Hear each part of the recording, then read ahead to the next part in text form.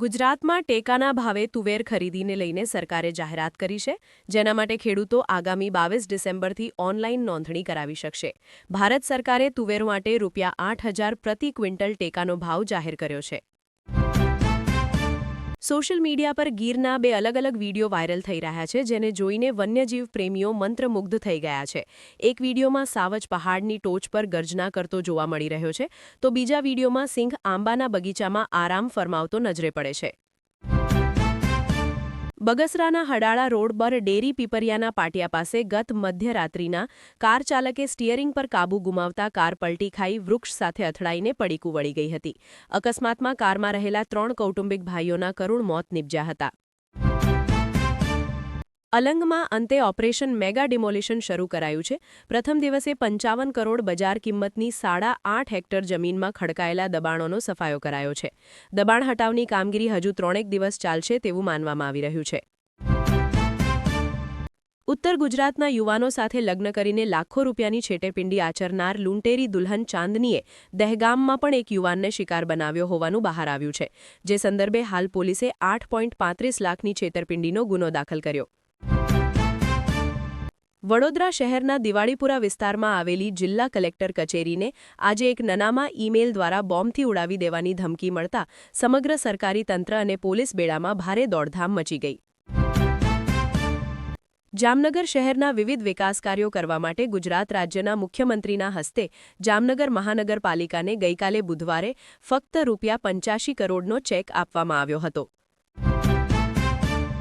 દર્શક મિત્રો, આગળના સમાચાર પહેલા એક વિનંતી છે. જો હજી તમે અમારી ચેનલ વિશ્વદર્શન સબસ્ક્રાઇબ નથી કરી તો એકવાર કરી લેવા નમ્ર વિનંતી. મહેસાણામાં એસએમસીના દરોડા, ગ્રેનાઇટ પાવડરની આડમાં કરોડોના દારૂની હેરાફેરી પકડાઈ.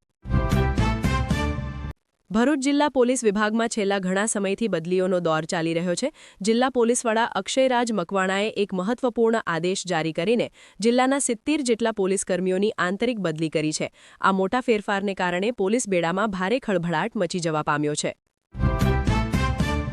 ચોમાસાના અતિ ભારે વરસાદના કારણે ભાવનગર જિલ્લાના અનેક રસ્તાઓનું ધોવાણ થયું છે. આ રસ્તાઓના સમારકામ માટે કરોડો રૂપિયાની ગ્રાન્ટ ફાળવાઈ છે, પરંતુ જેસરથી યાત્રાધામ બગદાણા તથા ભગુડા જતો રસ્તો 1.5 મહિના બાદ પણ બિસ્માર હાલતમાં હોવાથી વાહનચાલકો તેમજ દર્શનાર્થીઓને પારાવાર હાલાકી ભોગવવી પડે છે. તારાપુર વાસદ હાઇવે પર આવેલા બોદાલ ગામના પાટિયા પાસે શખ્સ પ્રતિબંધિત ચાઇનીઝ દોરીની 48 ફિરકી સાથે પકડાયો છે. આ મામલે બોરસદ પોલીસે કાર્યવાહી હાથ ધરી છે. કર્ણાટકના ઉત્તર કન્નડ જિલ્લાના કારવાર વિસ્તારમાં એક દરિયાઈ પક્ષી સીગલ મળી આવતા સુરક્ષા એજન્સીઓમાં દોડધામ મચી ગઈ છે. આ પક્ષીના શરીર પર ચીની બનાવટનું જીપીએસ ટ્રેકિંગ ડિવાઇસ લગાવેલું હતું.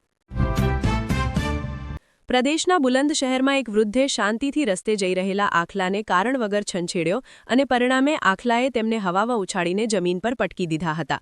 આ સમગ્ર ઘટનાના સીસીટીવી ફૂટેજ સોશિયલ મીડિયા પર વાયરલ થઈ રહ્યા છે. ગુજરાતમાં વિશ્વની સૌથી ઊંચી પ્રતિમા સ્ટેચ્યુ ઓફ યુનિટી ડિઝાઇન કરનાર પ્રખ્યાત શિલ્પકાર રામ સુતારનું નિધન થયું છે.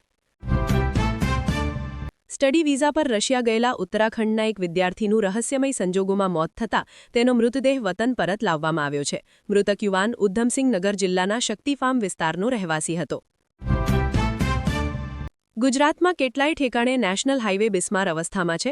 પરિણામે વાહનચાલકોને હેરાનગતિ ભોગવવી પડી રહી છે. ખખડધજ હાઇવે હોવા છતાંય વાહનચાલકો પાસેથી ટોલ ટેક્સનું ઉઘરાણું કરવામાં આવી રહ્યું છે. રાજ્યમાં છેલ્લા 5 વર્ષમાં ટોલ ટેક્સ પેટે વાહનચાલકો પાસેથી કુલ મળીને ₹8,702 કરોડ જેટલી માતબર રકમ વસૂલાઈ છે. પીયુસી નહીં હોય તો પેટ્રોલ નહીં મળે. શ્રમિકોને 10,000ની સહાય. દિલ્હીમાં આજથી નવા પ્રતિબંધ. સેટેલાઇટ આધારિત ટોલ કલેક્શન સિસ્ટમ 2026ના અંત સુધી સમગ્ર દેશમાં શરૂ થઈ જશે, જેના કારણે યાત્રીઓને ટોલ પ્લાઝા પર રોકાવું નહીં પડે અને સરકારની આવકમાં વધારો થશે તેમ કેન્દ્રીય પ્રધાન નીતિન ગડકરીએ એક નિવેદનમાં જણાવ્યું છે. પર્યાવરણ મંત્રી મનજિંદરસિંહ સિરસાએ આમ આદમી પાર્ટી પર ચોંકાવનારા આક્ષેપો કર્યા છે. તેમણે કહ્યું કે દિલ્હીમાં પ્રદૂષણ ફેલાવવા માટે આપના નેતાઓ અને કાઉન્સિલરો જાણી જોઈને વિવિધ સ્થળોએ કચરો સળગાવી રહ્યા છે. તેઓ ગંદી રાજનીતિ રમી દિલ્હીના બાળકોના શ્વાસ સાથે રમત રમી રહ્યા છે. ખેડૂતની એવી તો કેવી મજબૂરી કે દેવું ભરવા માટે કિડની પણ વેચવી પડે? એવું તો કેવું વ્યાજ કે 1 લાખના 74 લાખ થઈ ગયા? મહારાષ્ટ્રમાં હૃદય વલોવી નાખતો એક કિસ્સો સામે આવ્યો છે, જેમાં ખેડૂત વ્યાજના વિષચક્ર તળે એટલો દબાઈ ગયો કે કિડની વેચી કાઢી. ખેડૂત માટે આ ઘટના નર્ક સમાન છે.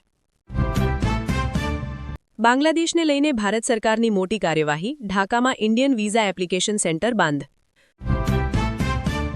અમેરિકા ચીનના દુશ્મનને આપશે $10 અબજ હથિયાર. ટ્રમ્પની ખતરનાક ચાલથી ડ્રેગન અકળાયું. હિજાબ ખેંચી વિવાદમાં સંપડાયા નીતિશ કુમાર. હવે ગલ્ફ કન્ટ્રીઝ કતર, ઓમાન, દુબઈમાં સોશિયલ મીડિયામાં હોબાળો. ક્રિકેટ ફેન્સ માટે લોટરી. માત્ર ₹100માં જોવા મળશે T20 વર્લ્ડ કપ 2026ની મેચ. થઈ ગઈ મોટી જાહેરાત. સુરતમાં બ્રાન્ડેડ કંપનીના નામે નકલી સ્કિન ક્રીમ બનાવતું કારખાનું પકડાયું છે. સમગ્ર મામલે પોલીસે sticker, wrapper, heat gun machine સહિતનો કુલ ₹3 લાખનો મુદ્દામાલ જપ્ત કર્યો છે અને એક શખ્સની ધરપકડ કરીને આગળની કાર્યવાહી હાથ ધરી છે. વડાપ્રધાન નરેન્દ્ર મોદીએ ગુરુવારે ઓમાનના સુલતાન હાસિમ બિન તારિક અલ સઈદ સાથે મુલાકાત કરી અને દ્વિપક્ષીય મુદ્દાઓ પર ચર્ચા કરી. આ દરમિયાન ભારત અને ઓમાને ફ્રી ટ્રેડ એગ્રીમેન્ટ પર હસ્તાક્ષર કર્યા.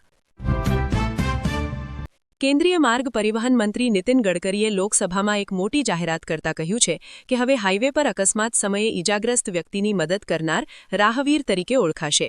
સરકાર તરફથી તેમને ₹25,000નું રોકડ ઇનામ પણ આપવામાં આવશે. ગરીબીમાં 14 કિલોમીટર સાયકલ ચલાવી સ્ટેડિયમ જતા ખેલાડીને IPL માટે મળ્યા 14 કરોડ. રાતોરાત બન્યો સ્ટાર. દર્શક મિત્રો, આજના સમાચાર અહીં પૂરા થાય છે. તમે કયા જિલ્લામાંથી અમારા સમાચાર સાંભળો છો એ અમને કોમેન્ટ્સમાં જણાવો. દરરોજ સમાચાર સાંભળવા અમારી ચેનલ વિશ્વ દર્શનને લાઇક કરો, શેર કરો અને સબસ્ક્રાઇબ જરૂર કરજો.